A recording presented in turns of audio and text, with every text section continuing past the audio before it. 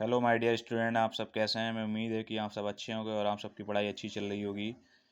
आज हम आपको बताएंगे कि जो हमारा जो एग्रीकल्चर है, कृषि विज्ञान का जो सामान्य परिचय है, इसके बारे में हम आपको आज इस वीडियो में बताएंगे। आप एक बार इसको जब देख लोगे तो इसके बाद दोबारा कभी नहीं भूलोगे। ठीक है, चलिए देखते हैं।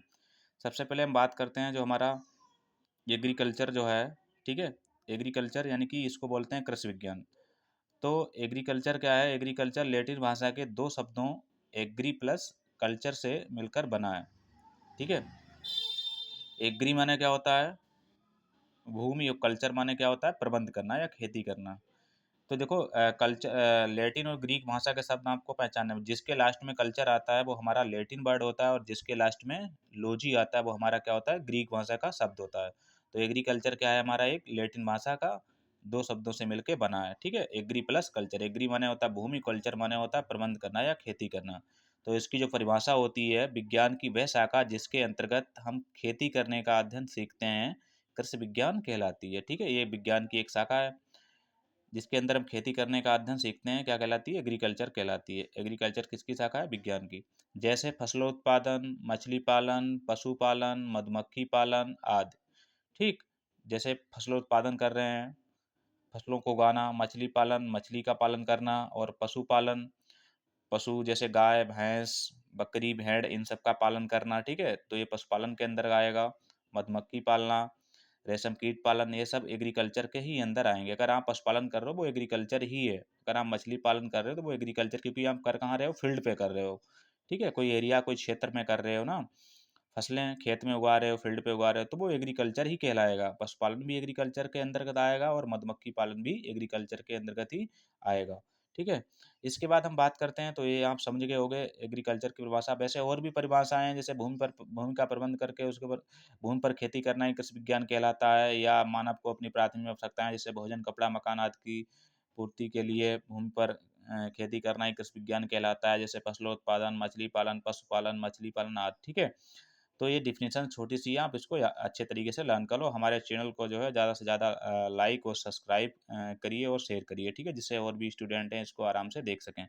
इसके बाद हम बात करते हैं कृषि विज्ञान की जो हमारी शाखाएं हैं, यानी कि ब्रांचेस ऑफ एग्रीकल्चर।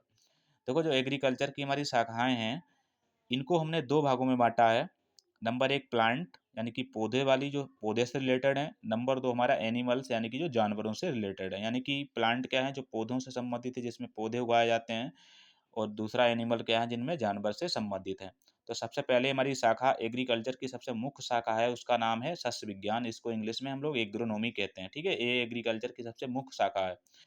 इसके फादर कौन है? पीटर डे कृषि जी हैं। अब जो सस्य विज्ञान क्या है? सस्य विज्ञान एक ग्रीक भाषा का शब्द है। इसमें हम फसलों का प्रबंध जो है उत्पादन करते हैं। ठीक है, फादर कौन है सस्य विज्ञान के? पीटर डे कृषि जी। ये एग्रोनॉमी क्या है? सबसे मुख्य शाखा है एग्रीकल्चर की। इसके बाद दूसरी जो शाखा है उसका नाम है उद्यान विज्ञान, जिसको हम हॉर्टिकल्चर बोलते हैं। ठीक है, दूसरी शाखा कौन सी है? उद्यान विज्ञान, जिसे हम हॉर्टिकल्चर बोलते हैं। हॉर्टिकल्चर के जो फादर हैं वो एम एच मोरीगोडा हैं। कौन है हॉर्टिकल्चर के फादर? M H मोरीगोडा। अब हॉर्टिकल्चर की भी तीन शाखाएं हैं। पोमोलॉजी, जिसे हम फल विज्ञान बोलते हैं, इसमें हम फलों का अध्ययन करते हैं। और फ्लोरिकल्चर, जिसमें हम फूल का अध्ययन करते हैं। और ओलेरीकल्चर, जिसमें हम सब्जी विज्ञान इसको बोलते हैं, सब्जियों का अध्ययन करते हैं। तो तीन शाखाएं किसकी हैं? हॉर्टिकल्चर की। Pomology, floriculture, olericulture. फल विज्ञान, फूल विज्ञान और सब्जी विज्ञान। इसके बाद तीसरी जो शाखा है उसका बताते हैं, उसका नाम है मृदा विज्ञान। मृदा विज्ञान को हम इंग्लिश में बोलते हैं सॉइल साइंस। ठीक है, इसमें हम मृदा के बारे में पढ़ते हैं। मृदा की बनावट, मृदा की उत्पत्ति कहाँ से हुई है। तो फादर कौन है सॉइल साइंस के? डॉक्टर बीबी डोकूचेव हैं। बीबी डोकूचेव क्या है? सॉइल साइंस के फादर हैं। सॉइल साइंस को भी दो भागों में बांटा गया है। जैसे एक पेडोलॉजी होती है, एक डेफोलॉजी होती है। इसकी भी दो शाखाएं हैं, वो हम आगे आपको अगले वीडियो में बताएंगे। ठीक है, इसके बाद हमारा दूसरा एनिमल से रिलेटेड है। तो एनिमल में सबसे पहले आती है हमारी पशुपालन विज्ञान। पशुपालन विज्ञान क्या है? इसको हम एनिमल हस्बेंड्री बोलते हैं। इसमें हम, इसके फादर कौन है? डॉक्टर वर्गीस कुरियन को जो है श्वेत क्रांति के पिता कहा जाता है। श्वेत क्रांति जो है किससे? दूध उत्पादन से संबंधित है।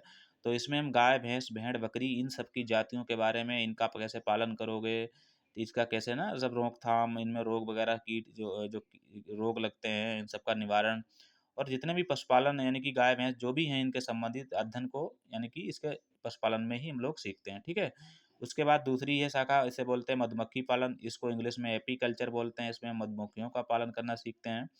तीसरी इसमें है रेशम कीट पालन, इसमें इसे हम सेरीकल्चर बोलते हैं, ये रेशम का कीट का पालन इसमें करना सीखते हैं। और चौथी जैसे बात करते हैं विटीकल्चर, जिसे हम अंगूर की खेती बोलते हैं। और पाँचवीं हमारी क्या है, केंचुआ पालन है, ठीक है, इसमें केंचुआ पालन करते हैं। ये सब क्या है, एनिमल से रिलेटेड है, ये सब क्या है, हमारी प्लांट से रिलेटेड है। तो एग्रीकल्चर की सबसे मुख्य शाखा कौन सी, सस्य विज्ञान, जिसको हम एग्रोनॉमी बोलते हैं। इसके फादर कौन है, पीटर जे किशन जी, ठीक है। इसके ये हमारा पहला वीडियो है। और एग्रीकल्चर का सामान्य परिचय, इसको आप ज़रूर ही लर्न करिएगा और स्टूडेंट को भी शेयर करिएगा, जिससे उनको भी ये नॉलेज हो जाए।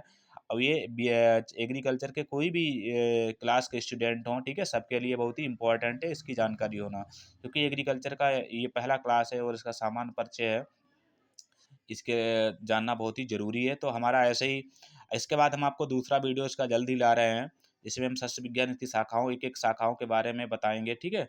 तो ऐसे हमारे चैनल को आप आगे सब्सक्राइब और लाइक और शेयर करते रहिए, और हमारे वीडियो को ज़्यादा से ज़्यादा लाइक और शेयर करिए और देखते रहिए। थैंक फॉर वॉचिंग, ठीक है।